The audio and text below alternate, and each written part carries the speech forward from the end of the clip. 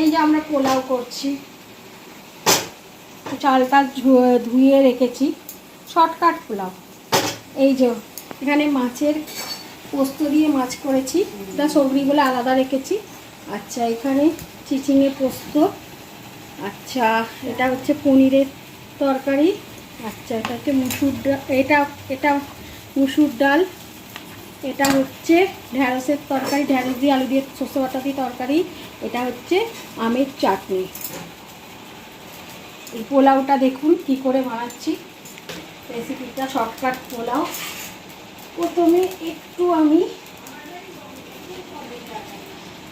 সাদা তেল দিয়ে দিলাম অল্প করে, এই যে অল্প করে দিল। আচ্ছা, এরপরে আমি এই যে এখানে যে ঘি দেব, ঝর্ণা ঘি। এই যে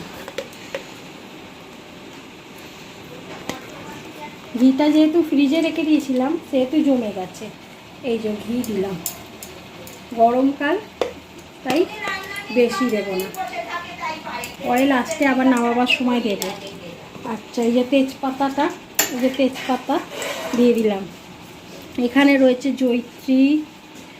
আচ্ছা, এটা হচ্ছে দারচিনি, এটা স্টার আনিস। আচ্ছা, এটা হচ্ছে ছোট এলাচ দিয়ে দিলাম। এরপরে একটুখানি এভাবে ভাজা ভাজা হবে, তারপরে দিয়ে দেবো কাজু। আচ্ছা, এরপরে দিয়ে দেবো এই যে কিশমিশ। কিশমিশটা ধোয়া ছিল, ধুয়ে শুকনো করা। এই যে কিশমিশ দিয়ে দিলাম। একটু নেড়ে নেব, নেড়ে নেওয়ার পরে কথা উঠবে, নেড়ে নেওয়া হয়ে গেল। আচ্ছা, নেড়া হয়ে গেল। এরপরে আমি এই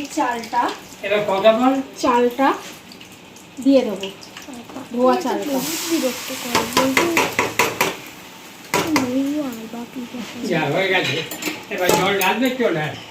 এরপরে একটু নেড়ে ছেড়ে নেব। চালটা হয়ে গেল দেয়া, একটু পড়ে গেল।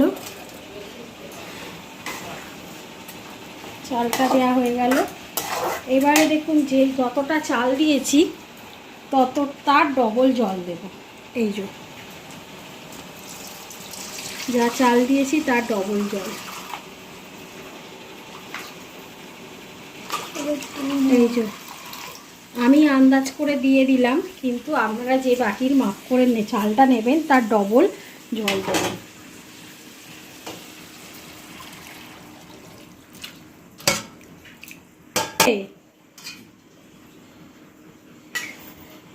এই যে দিয়ে দিলাম, পারবে না। এই যে জল দেয়া হয়ে গেল। এবারে আমি ইয়েলো ফুড কালার ইউজ করি না, এইটা আমি হলুদ দিলাম সামান্য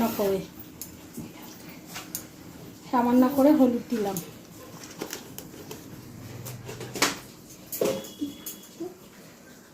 এই যে এবার চিনি দেব, যেহেতু এটা পোলাও একটু মিষ্টি মিষ্টি হবে, তাই একটু আমি বেশি করে চিনি দিলাম। 4 চামচ চিনি দিলাম। আপনারা যেরকম মিষ্টি খেতে চান সেরকম অনুযায়ী দিয়ে দেবেন। আচ্ছা, এবারে নুনটা স্বাদ অনুযায়ী দেবেন। আমি আন্দাজ করে দিলাম, আপনারা স্বাদ অনুযায়ী দেবেন। ব্যাস, এবারে এটা হতে দিন, হওয়ার পরে ফিরে আসছি। এটা এইরকম করেই এটা টকবক করে ফুটছে। এখন আর কিন্তু আমি চাপা দেব না, যখন হয়ে আসবে জলটা পুরো মরে যাবে, তখন অল্প অল্প জল থাকবে, সেই সময় আমি চাপা দিয়ে ভাতটাকে পুরো ঝরঝরে করে নামিয়ে নেব। তখন আবার ফিরে দেখাবো। এখন ওটা হতে দিই। এবারে আমি এই যে আবারও ঘি দিয়ে দিলাম। জলটা একটু শুকনো হয়ে এসেছে।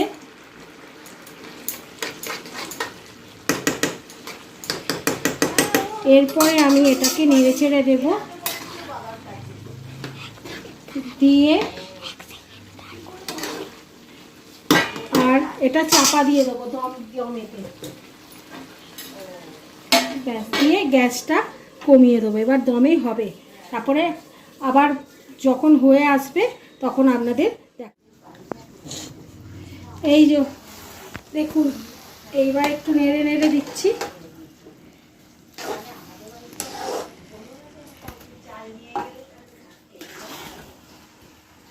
এই যে একটু ঠান্ডা হয়ে যাবে একবারে ঝরঝরে। এখনও আমি আঁচে দমেতেই রেখেছি, এখনও আগুন গ্যাস জ্বালানো আছে আমার হালকা করে। আর 5 মিনিট রেখে এটাকে নামিয়ে দেবো, তারপরে আপনাদের দেখাবো। এবারে হয়ে গেছে, এটাকে নামিয়ে রাখবো। নামিয়ে ঠান্ডা করতে দিলেই এরা কিন্তু পুরো ঝরঝরে হয়ে যাবে। ঝরঝরে হয়ে গেলে আপনাদের ফিরে দেখাচ্ছি। এই দেখুন ঝরঝরে পোলাও। এটা ঠান্ডা হলে একবারে একটা একটা করে ভাতের মতন গোনা যাবে, ঝরঝরে একবারে হয়ে যাবে। এই হলো আমার পোলাওয়ের রেসিপি।